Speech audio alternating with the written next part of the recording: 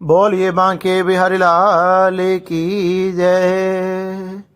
मैं विशाल शर्मा आप सभी के सामने आप सभी को श्री निर्जला एकादशी की हार्दिक शुभकामनाएं। एक समय श्री भीमसेन जी महर्षि व्यास जी के पास जाकर उनको प्रणाम कर कर पूछने लगे कि हे महर्षि व्यास, कृपया कर कर आप मेरा मार्गदर्शन करें।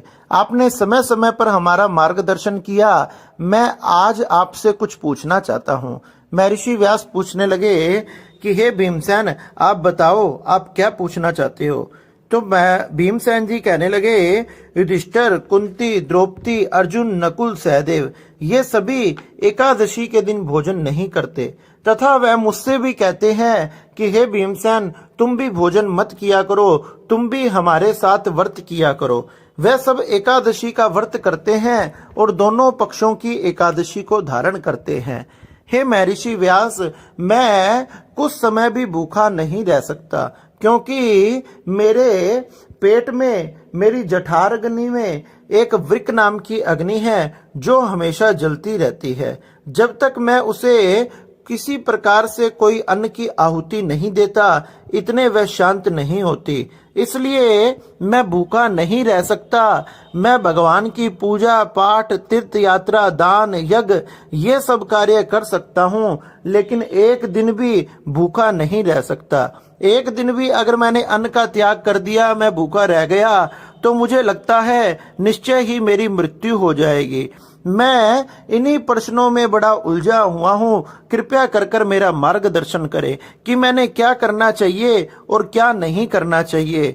अगर आप मुझे कोई ऐसे व्रत का उपदेश कर सको जिसको एक बार धारण करने से ही मेरा कल्याण हो जाए, तो यह भी मैं सुनना चाहता हूँ। महर्षि व्यास कहने लगे कि हे भीमसेन, आपने बड़ा ही सुंदर प्रश्न किया है। देखो, एकादशी की महिमा तो अत्यंत बहुत पुराने समय से, सनातन समय से, आदि काल से चलती आ रही है। एकादशी से पवित्र कोई और नहीं है। एकादशी ही संपूर्ण तीर्थों के फल को, संपूर्ण यज्ञों के फल को, संपूर्ण यात्राओं के फल को, संपूर्ण प्रकार के पुण्यों को प्रदान करने वाली है। इसलिए मनुष्य ने यत्न पूर्वक एकादशी का व्रत तो जरूर धारण करना ही चाहिए। तुम जानते हो कि मनुष्य जो एकादशी का व्रत नहीं करता वह नरकगामी होता है। अपने संपूर्ण पापों को नष्ट करने के लिए, स्वर्ग आदि दिव्य धाम की, वैकुंठ आदि धामों की प्राप्ति करने के लिए मनुष्यों को एकादशी का व्रत जरूर धारण करना चाहिए, क्योंकि एकादशी भगवान नारायण की प्रिया है और जो भगवान की इस प्रिया को धारण करता है वह भी भगवान का प्रिय हो जाता है। भगवान उन पर अत्यंत कृपा करते हैं और जो इस व्रत को धारण नहीं करता उसने नरक में जाना पड़ता है तथा अनेक प्रकार के कष्टों को भोगना पड़ता है। जब महर्षि व्यास ने ये सब कहा तो भीमसेन पीपल की पत्ते की तरह कांपने लगा कि हे पितामह, आप मुझे भी कोई उपाय बताएं ताकि मैंने नरक ना जाना पड़े तथा ये संपूर्ण पुण्यों की प्राप्ति मुझे भी हो जाए। मैं भी सुनना चाहता हूँ, कोई एक ऐसा व्रत मुझे बता दीजिए। व्यास जी बोले, वृष व मिथुन के सूर्य के ज्येष्ठ मास में शुक्ल पक्ष में निर्जला नाम की एकादशी आती है, जिसे निर्जला एकादशी, सफला एकादशी आदि कहा जाता है। अगर उस दिन तुम निर्जल व्रत धारण कर लो तो उसी से तुम्हारा कल्याण हो जाएगा। दशमी के दिन शाम के समय ही अन्न आदि का त्याग कर देना चाहिए, जिससे मनुष्यों को प्यास नहीं सताती। शाम के समय ही दशमी के दिन फल आदि को ग्रहण करें, भगवान का भजन करते रहना चाहिए और एकादशी को प्रातः काल उठकर सुंदर शुद्ध जल में स्नान कर कर अपनी नित्य क्रिया आदि कर कर भगवान का पूजन करना चाहिए। भगवान नारायण का पूजन करें। षोडश उपचार से, पंचामृत आदि से, दूध, दही, शक्कर, घी, शहद आदि से, पुष्पों से, तुलसी दलों से, तुलसी की मंजरी से, अनेक प्रकार के पुष्पों तथा फलों से भगवान का पूजन करना चाहिए। इससे भगवान नारायण बड़े प्रसन्न होते हैं। और देखो, ध्यान रखो, उस दिन केवल स्नान और आचमन के लिए ही जल लेना चाहिए, इसके अलावा जल नहीं लेना चाहिए। अपने हाथ को गौ के कान की तरह बनाकर जिसमें माशे भर जल आ जाए, उससे थोड़ा या अधिक जल नहीं पीना चाहिए, वह मदिरा के समान हो जाता है। उस दिन ना कुछ खाएं, नहीं तो व्रत भंग हो जाता है। एकादशी के सूर्य से दूसरे दिन द्वादशी के सूर्य उदय तक हमने जलपान नहीं करना चाहिए। ऐसा करने से हमें संपूर्ण 1 वर्ष की एकादशियों के फल की प्राप्ति हो जाती है।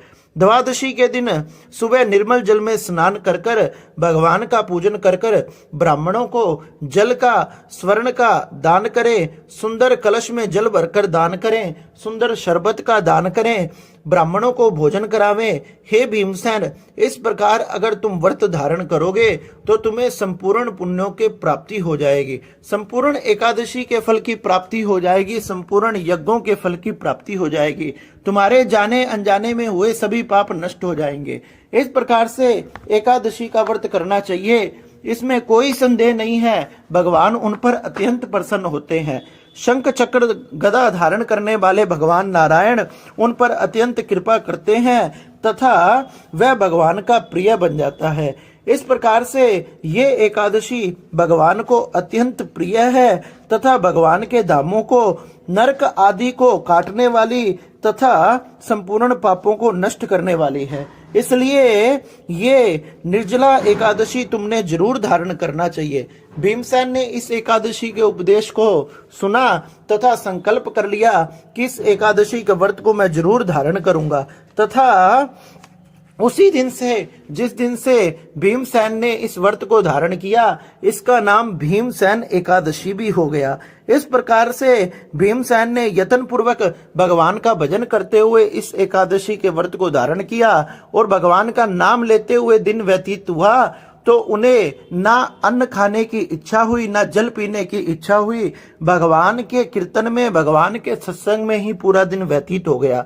द्वादशी के दिन भी फिर भगवान का पूजन आदि कर कर ब्राह्मणों को दान दिया तथा अपने व्रत का पारण किया, भगवान के मंत्रों का जाप किया, भगवान के भजन सत्संग आदि किया तथा ब्राह्मणों को दान आदि कर कर भगवान का पूजन कर कर इस व्रत का पारण किया, जिनसे उनके समस्त पाप नष्ट हो गए और उन्हें भगवान के परम पद की प्राप्ति हुई। इसलिए महर्षि व्यास कहते हैं, मनुष्यों ने यत्न पूर्वक इस निर्जला एकादशी को तो जरूर धारण करना चाहिए, जो भगवान की अत्यंत प्रिया है और भगवान के परम धाम को, भगवान के परम गति को, भगवान की भक्ति को प्रदान करने वाली है।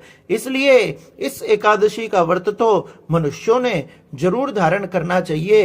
ये अत्यंत पवित्र है तथा अत्यंत भगवान की प्रिय है और भगवान के भक्तों को समस्त सुखों को देने वाली है। बोलिए बांके बिहारी लाल की जय।